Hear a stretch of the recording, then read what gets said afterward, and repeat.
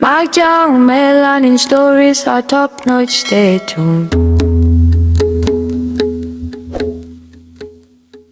Makjang, Melanin stories are top.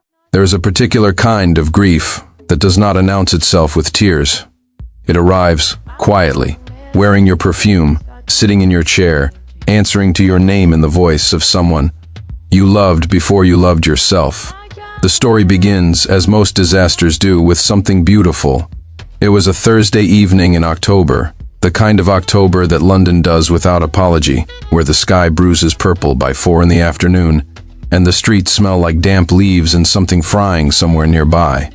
Zara Collins was standing in her studio in Peckham, pinning the final swatches of an Ankara silk hybrid textile onto her design board, completely in her element, completely herself. Her studio was everything she was, an organized riot of color and texture. Bolts of deep indigo silk leaned against the wall beside a roll of wax-printed cotton in burnt orange and cream. Mood boards crowded every surface, Korean hanji paper patterns overlapping with Igbo weaving motifs, a visual conversation between two inheritances that she had been having her entire life. She had built this business, Aura Studio, from a market stall in Brixton at 23 to a proper studio space, a client roster of bespoke fashion houses, and a feature in Dazed magazine that had made her mother weep with pride across a WhatsApp video call. She was not famous, she was not rich, but she was exactly where she had decided to be. And that, Zara had learned, was its own form of extraordinary. Her phone buzzed. A message from Daniel. "Don't eat. Come straight to the flat." "I made jjigae." She smiled at the screen, the smile of a woman who knows she is loved and has not yet learned to be afraid of it. She locked the studio at 5:30 and took the 63 bus to Daniel's flat in Bermondsey. Their flat, really, though her name was not yet on the lease. They had been dancing around the word together for 2 years and had landed finally somewhere past it, somewhere that felt permanent. The flat smelled of doenjang jjigae and sesame oil when she pushed open the door, and Daniel was in the kitchen, still in his work shirt with the sleeves rolled to the elbow, stirring a clay pot with the focused expression he wore when he was trying not to look like he was nervous. He was nervous. Zara stood in the doorway and watched him for a moment before he turned. Daniel Park was, and Zara had never once been embarrassed to admit this, the most beautiful man she had ever seen in person. Not pretty beautiful, not magazine beautiful, but structurally beautiful, in the way that buildings he designed were beautiful. Everything in exactly the right proportion, nothing wasted. High cheekbones, eyes that went dark when he was thinking and almost black when he wanted something. A mouth built for arguments and apologies, and he was equally skilled at both. She had met him at a gallery opening in Shoreditch 3 years ago. He had been standing in front of a textile piece she'd contributed, a large format wall hanging that blended Korean pojagi patchwork with Nigerian aso-oke weave, and he had been staring at it with the proprietary concentration of someone trying to figure out how a thing was made. She had walked up beside him and said, without preamble, "The seams are the point." Most people miss that. What's the point of the seams? That two different things can hold together without one of them disappearing. He had looked at her for a long time after that, and later, much later, he would tell her that was the moment, the exact moment. Now he turned from the stove and caught her in the doorway, and his nervous expression collapsed into something warmer. "Sit down. I'm standing. Zara. Daniel." He crossed the kitchen in 4 steps, and she saw then that his hand was in his pocket, and her heart did something reckless. "I have been trying to figure out the right words for 3 weeks. I wrote 6 different versions. I threw away 5. The 6th one was still terrible. Then don't use words." He pulled his hand from his pocket. The ring was rose gold, set with a deep green tourmaline that caught the kitchen light and threw it back in fragments. On either side of the stone, tiny inlaid patterns. On the left, a delicate Korean Afro-Korean braid motif. On the right, an Igbo uli line pattern. He had commissioned it. He had sat with a jeweler for 4 separate consultations, shown them reference images, explained the cultural significance of both designs. He had thought about this, thought about her, about who she was, about the specific shape of their love. Zara looked at the ring for a long time. Then she looked at him. "Will you?" "Yes," Obviously yes. Say the rest so I can say yes properly, but yes. He laughed, the real laugh, the one that made his eyes disappear, and knelt on the kitchen tile and said, "Will you marry me?" And she said yes again, loudly, and they were both laughing when he slid the ring onto her finger. And the jjigae boiled over on the stove, and neither of them noticed for a full 3 minutes. They called their mothers that night. Mama Grace wept so comprehensively and joyfully that the call dropped twice.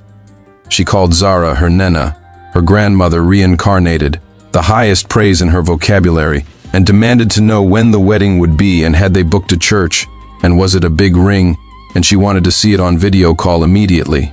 "Show me the ring. Turn it to the light. Oh, Zara. Oh, my daughter. Your grandmother is turning in joy right now, I can feel it." Mrs. Eleanor Park was quieter. She congratulated her son in Korean, then asked to speak to Zara. "I hope you will make my son happy, Zara. I will try my best." "Yes, I'm sure you will try." It was the sort of sentence that could be a blessing or a warning, and Zara, sitting warm and newly engaged in the kitchen of the man she loved, chose to hear it as a blessing. This is the thing about happiness. It makes you generous with interpretation. The news moved quickly through their circles.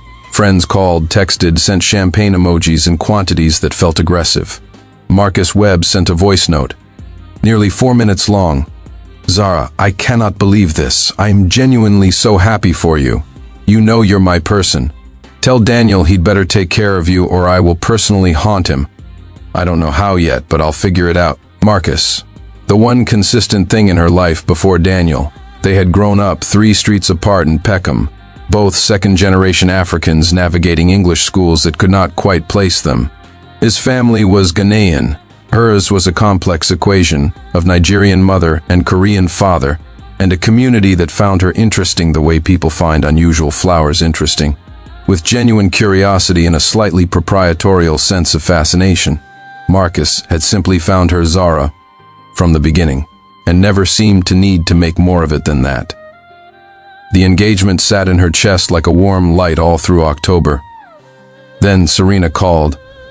Zara Collins had always arrived like weather. Not the gentle English weather that apologizes for itself with a pale sky, the Nigerian kind, the Harmattan kind, sudden and total, and rearranging everything it touched.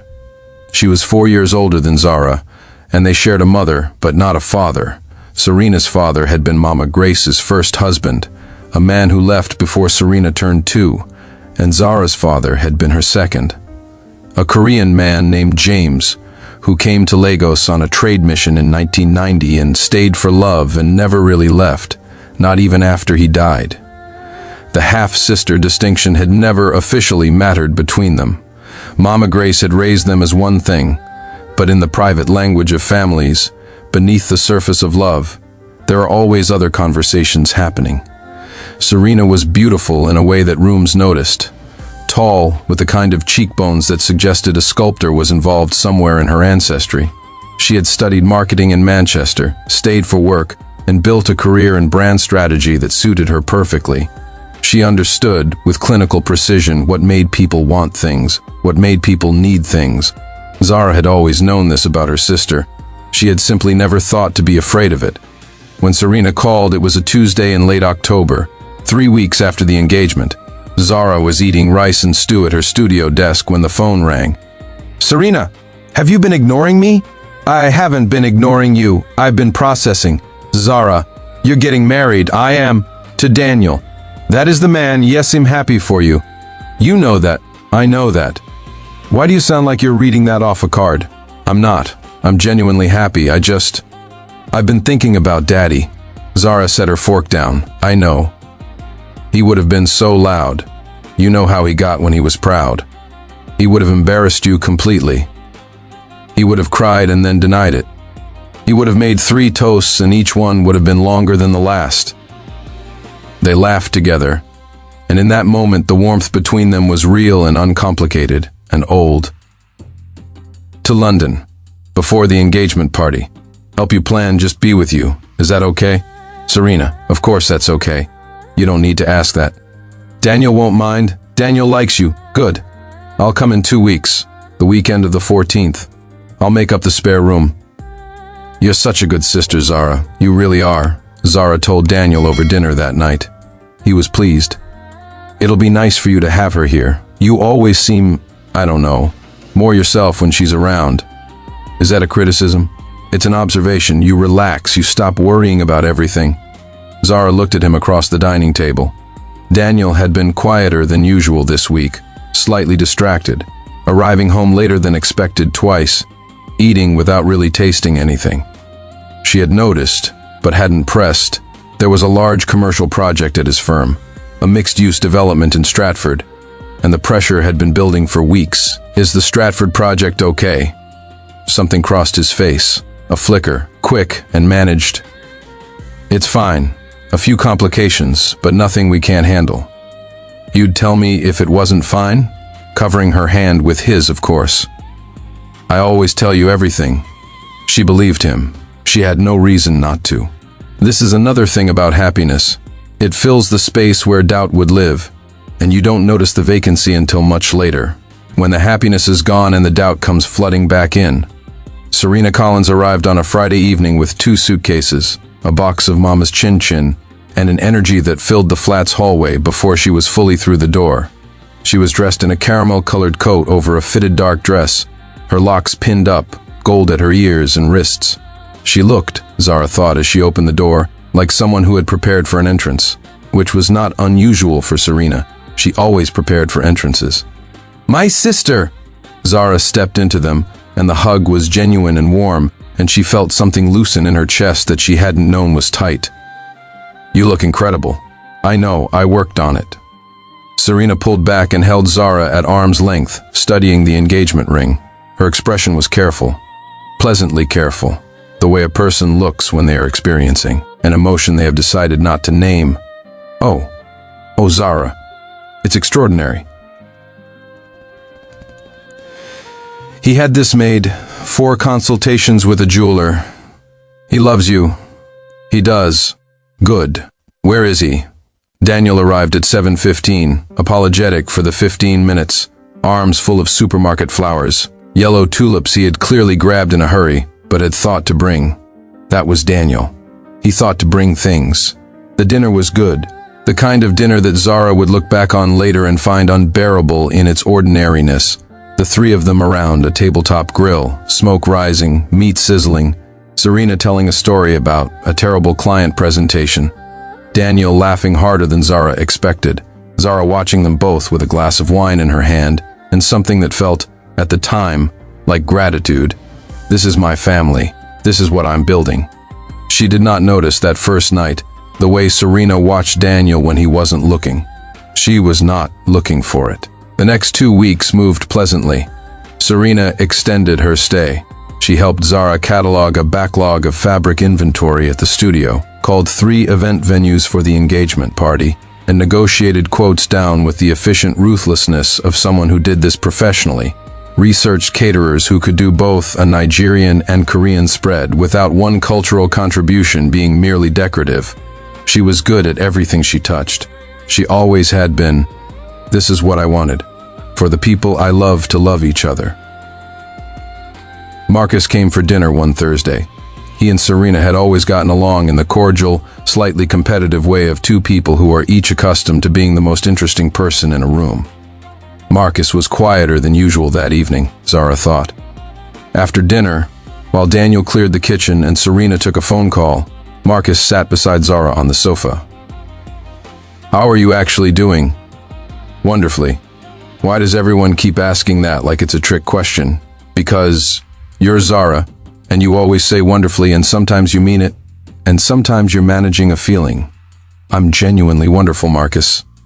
He studied her for a moment with those steady eyes of his. Marcus Webb had a face built for consideration, wide-set eyes, a jaw that suggested patience, an expression that rarely showed urgency but never lied. "Serena's been here a while, 3 weeks, almost 4. She seems very comfortable here."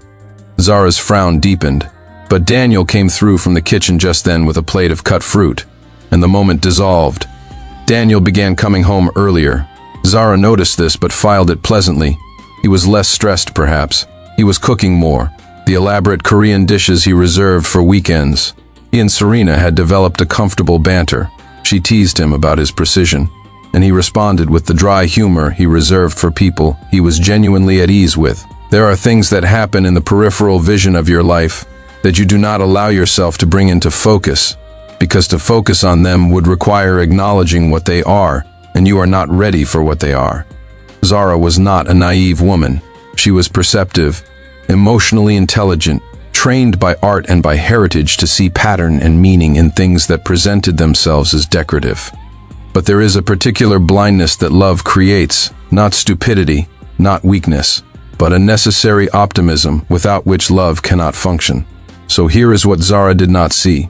She did not see the look that passed between Serena and Daniel one Sunday morning when Zara came downstairs later than expected and found them at the kitchen counter, laughing over something on Serena's phone. The look was brief and calibrating, a quick flicker of adjustment, a mutual return to ordinary positions. Zara registered it as the comfortable shorthand of two people who had become friends, which was what she had wanted, and moved past it to put the kettle on. She did not see Daniel standing in the hallway at nearly midnight, speaking in low Korean on his phone, which was unusual. He spoke Korean to his mother and occasionally to his older cousin, but never at midnight, never with that particular quietness that a person uses when they are aware of the walls. When Zara came out of the bedroom for water and saw him, he ended the call immediately. Work contact, Seoul, time zones. She accepted it because it was plausible and because she wanted it to be true. She did not see, or rather, she saw and chose not to name, the message notification that appeared briefly on Daniel's unlocked phone one evening when it buzzed on the coffee table. A preview line. Zara was sitting closest. She picked it up to hand it to him and saw the screen. "I can't stop thinking." The screen went dark before the message completed. Zara felt something cold move through her chest. She handed him the phone. She did not ask, "You are creating a story that doesn't exist. You are tired and anxious about the wedding, and you are looking for something to be afraid of." She did not ask because some part of her already knew that the answer to the question she would ask was a door she was not yet ready to open. And so she made the catastrophic, human, entirely understandable choice to keep the door closed for a little longer.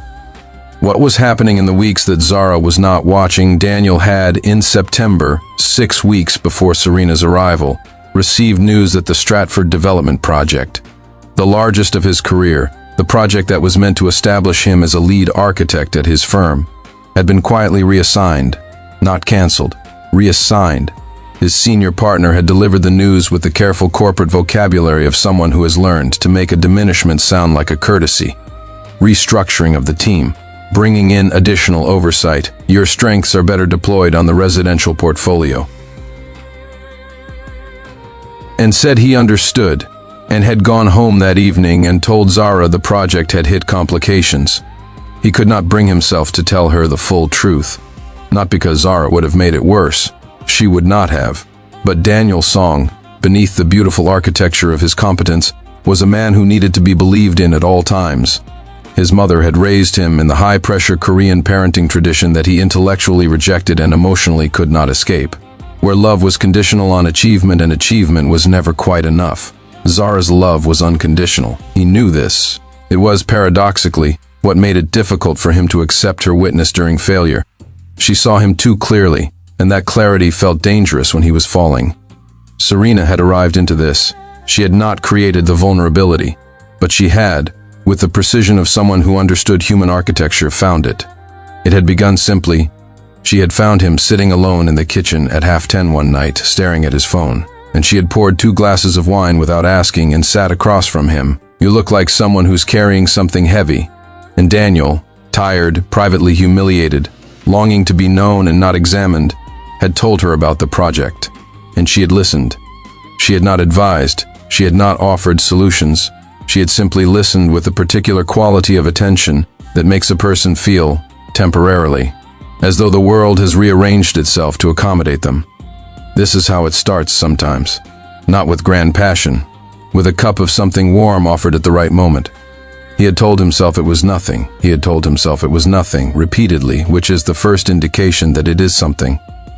November arrived, and with it, the engagement party planning moved into its final month.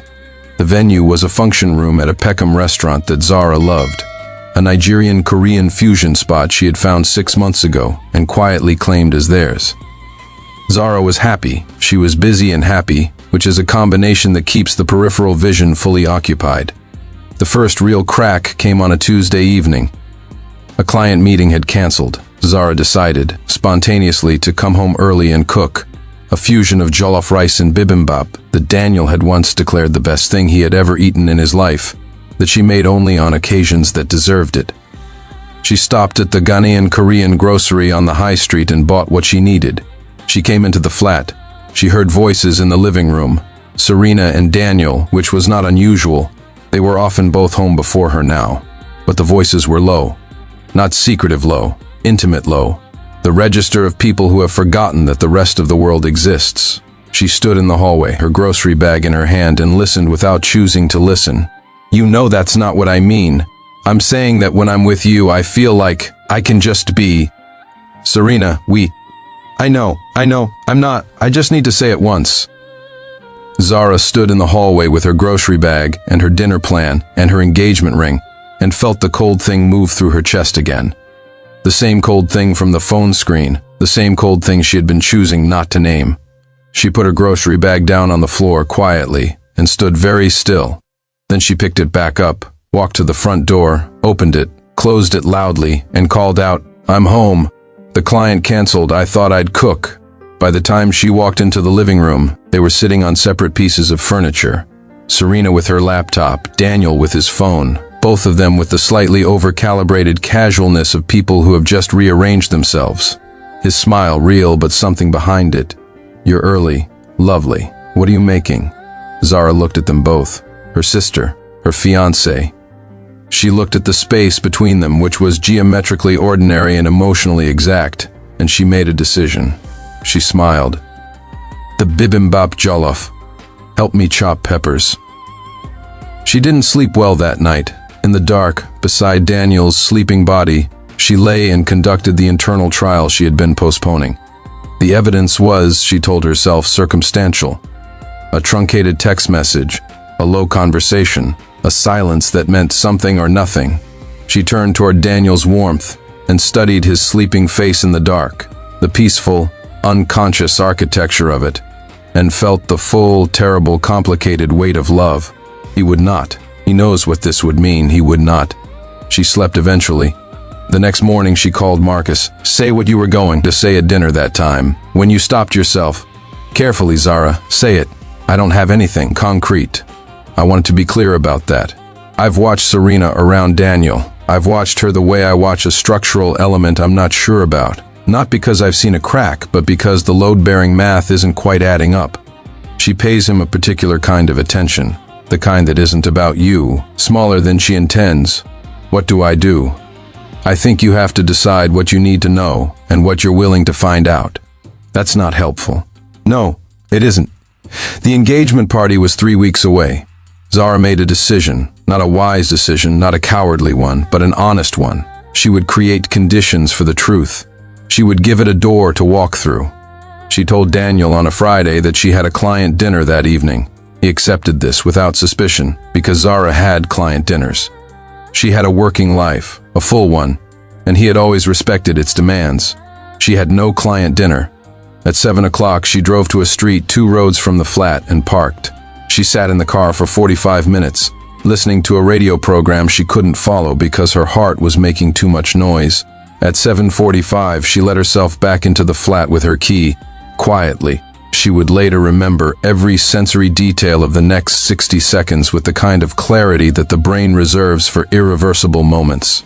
The smell of the flat, Daniel's cologne, and something floral that was Serena's perfume, which Zara had always loved on her sister, which she would never be able to smell again without nausea. The sound of the television in the living room, turned down low. The specific quality of the light in the hallway, warm and amber, the light she had always loved coming home to. She walked to the living room doorway. Daniel and Serena were on the sofa. They were not doing anything graphic, nothing that would have played well in a dramatic reconstruction. They were close closer than two people who are merely comfortable sit, and Serena's head was tilted toward him, and his hand was at the back of her neck, in the particular, private place that was Zara's place. The place he rested his hand when they sat together, watching films. The place that was warm and specific and intimate. They did not hear her come in. She stood in the doorway for perhaps 3 seconds. Then she said quite calmly, very calm, the stillness before a break. Oh, the next 20 minutes were some of the worst of her life. Daniel stood up so fast he knocked a glass from the coffee table. Serena went very still. Not the stillness of guilt, Zara noticed, but the stillness of calculation, the stillness of someone deciding their next move. There was a quality to her stillness that was, in that moment, more devastating than anything Daniel could have done. Zara, holding up one hand, don't say my name like that, not right now, nothing. I'm so sorry. How long? Zara, how long? A few weeks.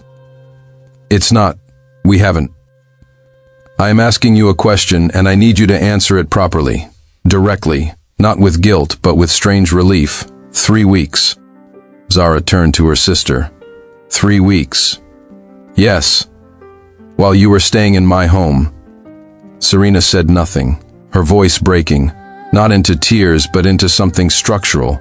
While you were sitting at my table and eating my food and helping me plan my engagement party, she looked at her sister. At this woman she had loved since she understood the concept of love, who had been a part of her first memory of family, who had held her when their father was dying, and she felt the floor shift beneath her. I need you to leave. I need both of you out of my sight right now. Zara, please let me out. He stopped. She walked past them both into the bedroom and closed the door. She sat on the edge of the bed in her coat, still wearing her bag on her shoulder, and she stared at the opposite wall for a very long time. She called Marcus first. He answered on the second ring and said nothing when she told him, only, I'm coming. 20 minutes later, he was at the flat. Daniel and Serena had gone to where she didn't know and didn't ask, and he sat on the sofa beside her and said nothing for a while. And the specific quality of his silence was the most comforting thing anyone had offered her in hours. They weren't sleeping together, or that's what he said. But something had been happening for weeks. Does the distinction matter right now? No, the intimacy is the thing, whatever form it was in. She's my sister, Marcus. She sat with me one night and we talked about our father, about how he would have been at the wedding. She sat with me and said those things. You don't have to make sense of it tonight. I need to call Mama. Not tonight. Give yourself tonight. She looked at her hands in her lap. The ring, the rose gold and green tourmaline, the two things that could hold together without either one disappearing. She took the ring off. She held it in her palm and looked at it. Then she set it on the coffee table and did not look at it again. Daniel called at midnight. She let it ring. I need you to know that I love you. I know that doesn't fix anything, but I need you to know it. She read it. Put the phone face down. Serena did not call. Serena sent a message at 2 in the morning. I'm sorry doesn't cover it. I know that. I don't know how to explain to you the state of mind that let me get here, but I'm sorry, Zara. I am genuinely, properly sorry. Zara read it, deleted it, went to sleep. She called Mama Grace the next morning. Mama received the news in stages. First incredulity, then a sound that was not quite a cry, then a terrible silence, and then, Serena did what? Mama, let me speak to her. I don't know where she is. Let me speak to Daniel. Mama, I'm not doing that. My daughter. I'm okay. I'm going to be okay. You are not okay. You cannot possibly be okay. Don't say that to me. Mama, don't fly here yet. I need a few days to... I am coming.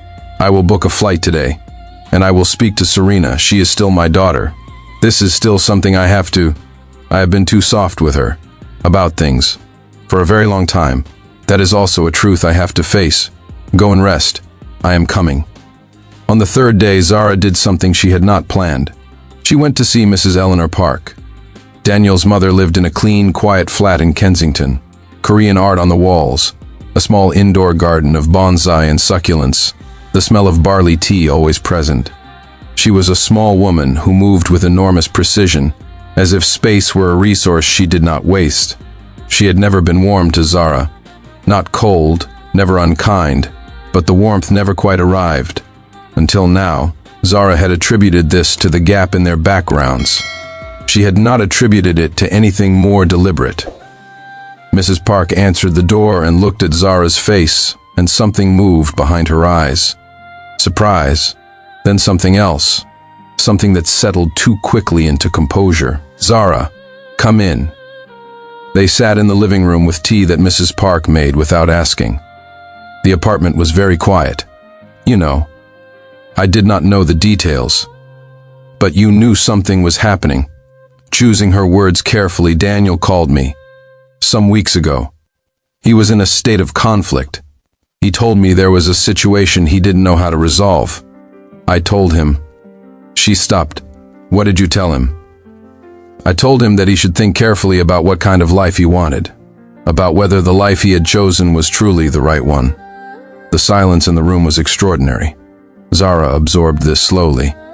She absorbed the fact that this woman, who had sat at her engagement dinner and offered the greeting that could be a blessing or a warning, had known her son was developing feelings for another woman, and had counseled him not toward honesty but toward consideration of his options. "You didn't think I deserved to know. I thought it was between Daniel and you, and between Daniel and my sister." Mrs. Park looked up. Her expression was not without guilt. But it was guilt of the managed kind. Guilt that had already been folded into justification. "I have never been unkind to you. No, you have never been unkind to me. You have also never quite seen me, and I think I spent 2 years telling myself those were the same thing. I came because I wanted you to know that I know. And I wanted to look at you while I said it. Zara, Daniel is... I'm not here about Daniel. I'm here about me. About what I deserved that I didn't get from this family. I've seen it now. I'm not going to spend another 2 years not seeing it." She left.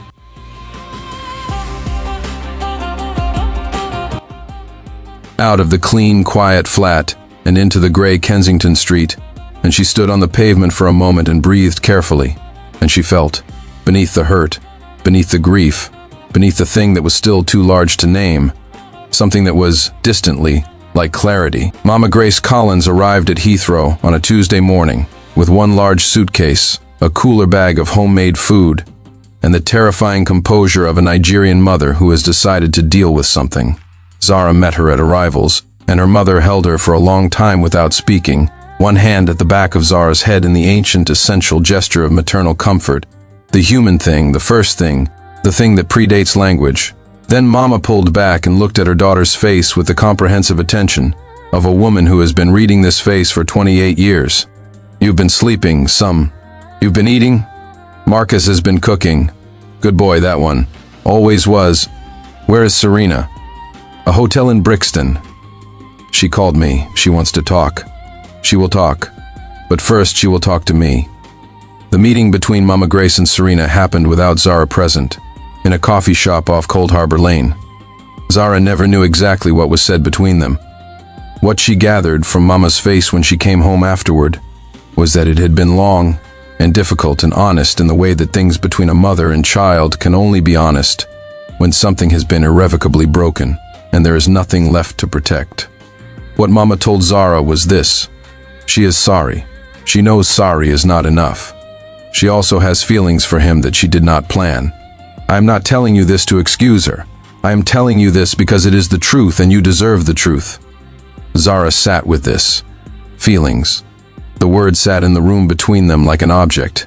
Did you know she was like this? Before? Like what? Capable of this. Your sister has always wanted things that belonged to others. I saw it when she was small, and I told myself it was a phase, and then I saw it when she was older, and I told myself she had grown out of it. I told myself the things that we tell ourselves about the people we love. And now here we are. Zara looked at her mother. In the afternoon light of the kitchen, Mama Grace looked older. Not aged exactly, but weighted. The way a person looks when they have finally stopped managing a truth they had been managing for years.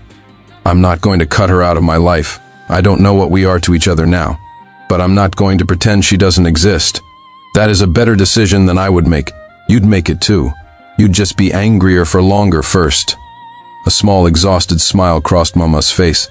Your father's daughter, he always saw the clear path. I'm going to be okay, Mama. Mama reached across the table and covered her daughter's hands with both of hers. Strong, warm, certain. I know you are. I have never doubted that. Daniel requested a meeting. Zara agreed to it. They met at a cafe in Bermondsey. Not one they usually went to, not the ones with the associations, but a small Italian place with red checkered tablecloths that had never meant anything to either of them, and therefore could absorb what was about to happen without being ruined by it. He looked terrible in the way that handsome people look when grief reduces them to their component parts. Thinner, dark circles.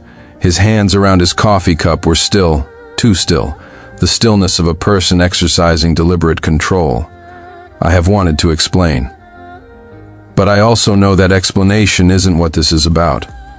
Zara, I want to tell you what was happening with me, not as an excuse, but because I think you deserve to understand, and then I want to ask you if there is any path from here that we can take together.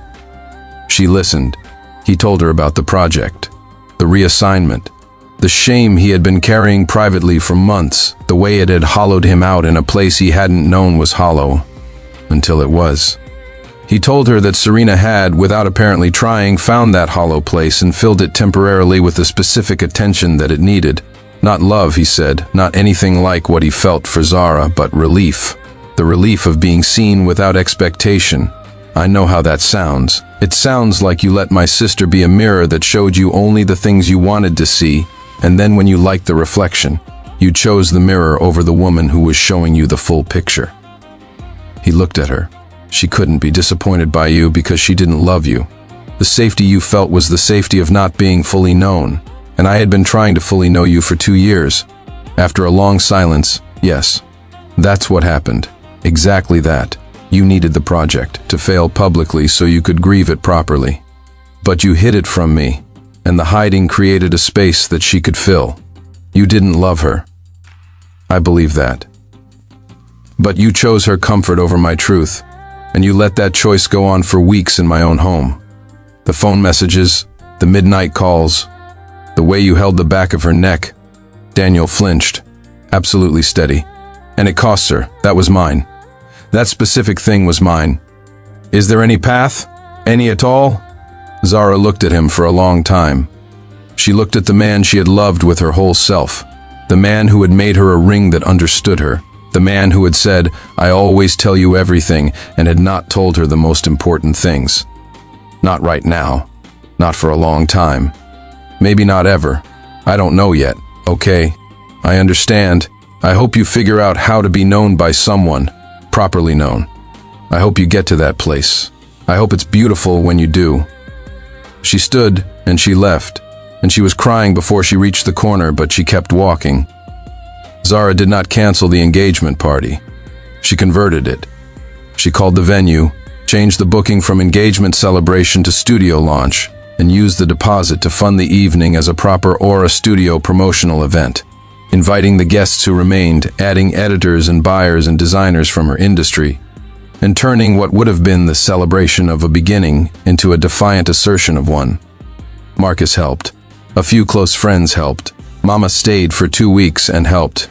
The energy in the run-up was strange and charged, and occasionally, in the evenings when they all sat around with wine and takeaway, genuinely joyful. The particular joy of people who are rebuilding something. The evening itself was full. The studio space was transformed. Bolts of fabric as walls, hanging textile pieces as ceiling installations. The room breathing her vision. Korean pojagi catching the candlelight. Nigerian wax prints running in long stripes along the walls. Both cultures in every corner. People moved through it with the quality of attention that you give to a space that is trying to tell you something. Marcus stood beside her near the end of the evening, looking out at the room. Look at what you built. We built this evening, all of us. Not just the evening, all of it. Aura, this, you. I'm not okay yet, I know, but I will be. I know that too. She looked at Marcus. She looked at him, the steady eyes, the patient face, the man who had driven over at midnight without being asked, who had cooked for her without making it a gesture. Are you in love with me? I've been in love with you for 4 years. I stopped counting the years after 3 because it felt like information I wasn't using for anything. Why didn't you? Because you were happy with Daniel, and I wasn't going to be the person who threw a rock at something good just because I wanted to stand where it stood. I made peace with it. Mostly. I'm not asking for anything, Zara. I'll be here. I've been here. You know what I am to you, and I'll keep being it. She reached over and took his hand. Not romantically, or not only that. The way you take the hand of someone who has been true. Thank you for telling me. Thank you for asking. January. Serena called. Zara had not spoken to her sister in 6 weeks. They had exchanged one careful text conversation around Christmas. Now Serena called, and Zara let it ring 3 times before answering. I need to tell you something, and I need to tell you before you hear it another way. Tell me. I am pregnant for Daniel, and he does not know. Mama! You are the first person I've told. I know that probably means nothing given everything, but it doesn't mean nothing. I'm scared. And the word came out stripped of all her usual management. Raw, young, frightened. In it, Zara heard her sister. The real one. The one underneath everything. Listen to me, I'm not going to tell you what to do. That's your decision and no one else's. But I need you to tell Daniel immediately. He has a right to know. I know. And Serena, I am not in a place where I can support you the way a sister is supposed to right now. I want to be clear about that. But I'm not going to disappear. You understand the difference? Yes, I understand. I need time. Give me time. And Serena, I need you to actually look at yourself, not just at this situation, but at the pattern. Because this isn't the first time you've taken something because it was there to take. I need you to see that. For yourself, not for me.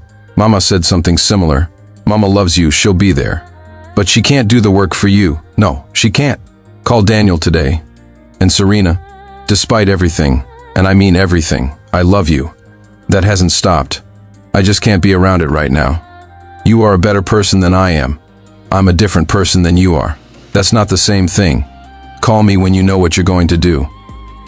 Daniel's reaction to the pregnancy, as Zara heard it secondhand through Marcus, was a man being finally, completely confronted with the consequences of choices that had felt, in the moment, like they were only emotional and not structural. He had wanted Zara back. He had been constructing an internal case for why they could rebuild. He had been to therapy.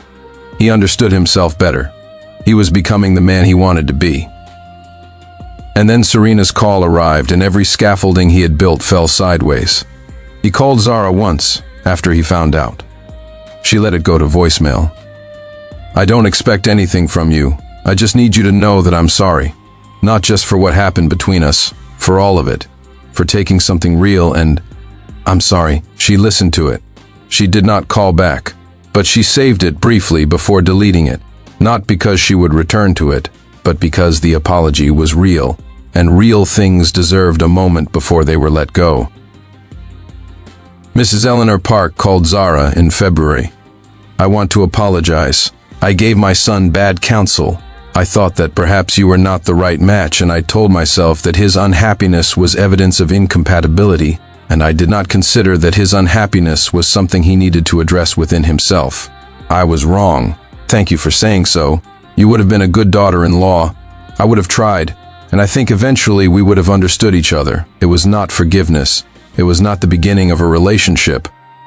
But it was 2 women acknowledging something honestly, and that, Zara thought, was more than she had expected, and less than she had deserved.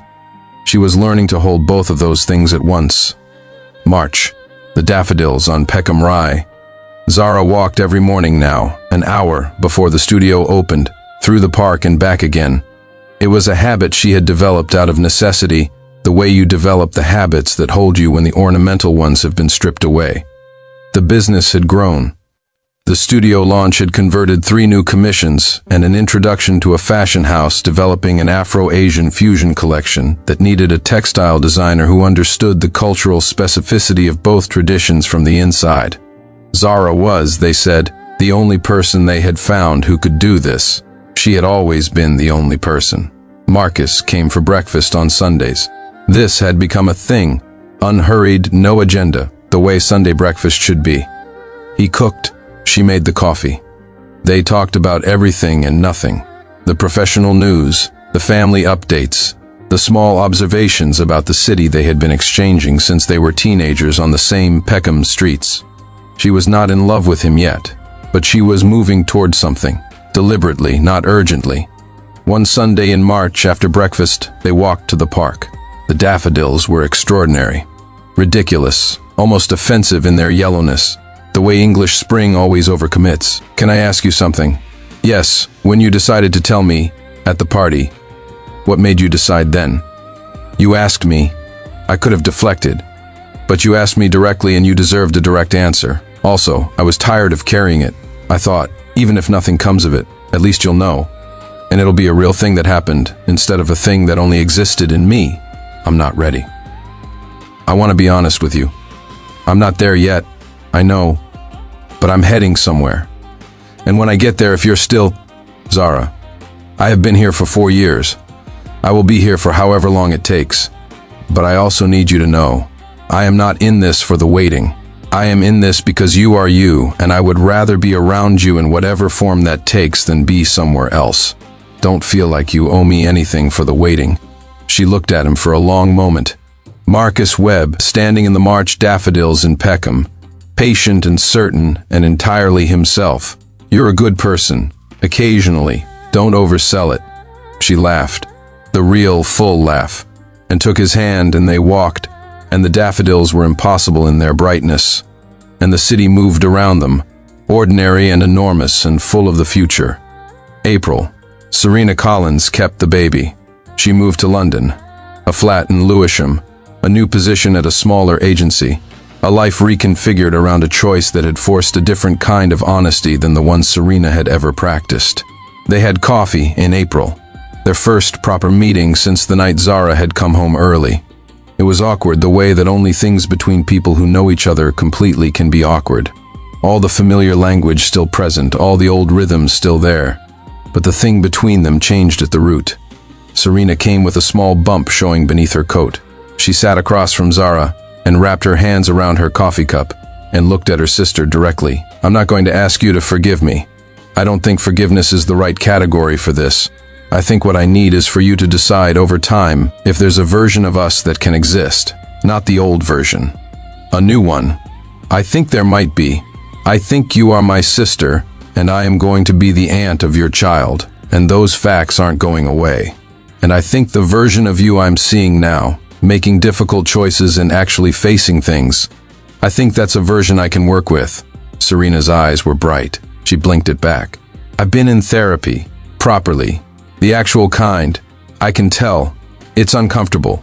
The actual kind always is. A small smile crossed Serena's face. The real one. The one Zara had grown up with, stripped of its performance. Are you and Marcus? We're moving towards something. We're not there yet. He adores you. I know. Are you and Daniel? No. We're going to co-parent. Properly, responsibly. But no. It was real in the moment, but it was built on the wrong things. We both know that. He asked about you, whether you were okay. Tell him I'm good. Are you? I'm becoming good. I'm in the middle of it. But the middle of it feels better than I expected it to. May. Zara found the engagement ring in a drawer while clearing out the flat. She had moved to a studio flat of her own near the park, a bright, compact place that was only hers, which felt necessary and good. The ring was in a small dish on the kitchen counter where she had left it on the night of the terrible discovery, and she had not touched it since. She picked it up and turned it in her fingers. The rose gold, the green tourmaline, the braid and the Uli line on either side. She looked at it for a long time. Then she called Marcus. Can you come over? Bring nothing. I just want company. He arrived in 20 minutes. She was sitting on the floor of her living room with the ring on the coffee table in front of her. He sat cross-legged across from her without asking why they were on the floor. I don't know what to do with it. What are the options? Give it back to Daniel. Sell it. Keep it. What do you want it to do? Zara thought about it, really thought, past the first instinct and the second. The ring is not what Daniel did. The ring is what he intended when he made it. The The thought behind it, that was real. And the patterns. These patterns are mine regardless of who put them on the ring. My father's tradition, my inheritance. That doesn't belong to the relationship. Marcus said nothing. He was very good at saying nothing at the right moments. I think I want to have it remade.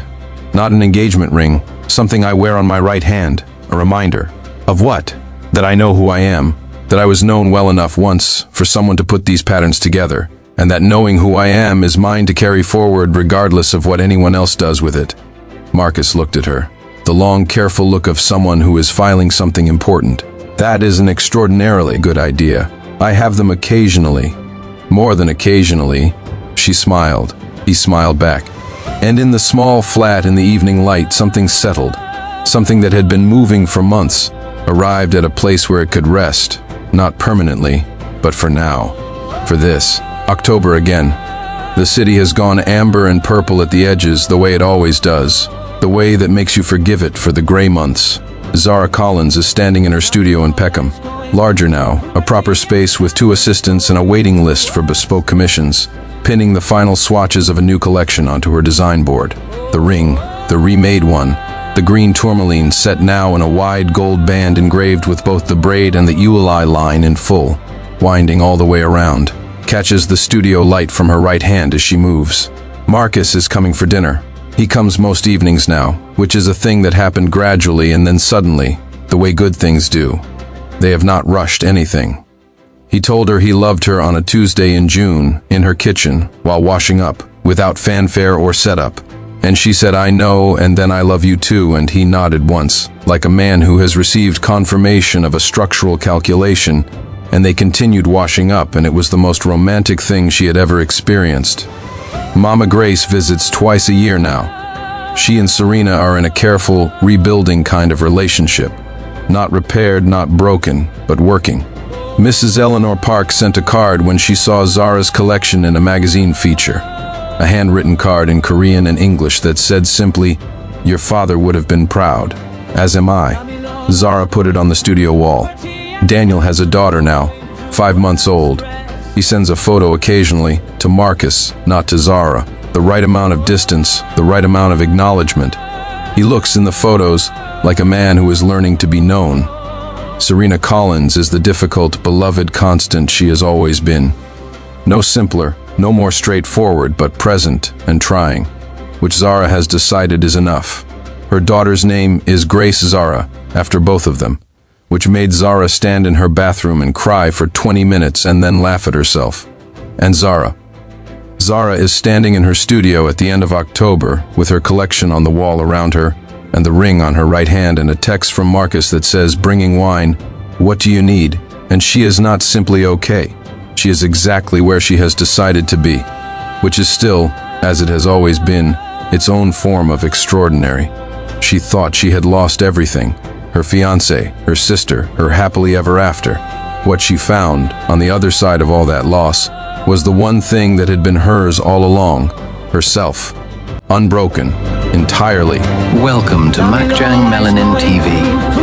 Like and subscribe to our channel for more interesting stories.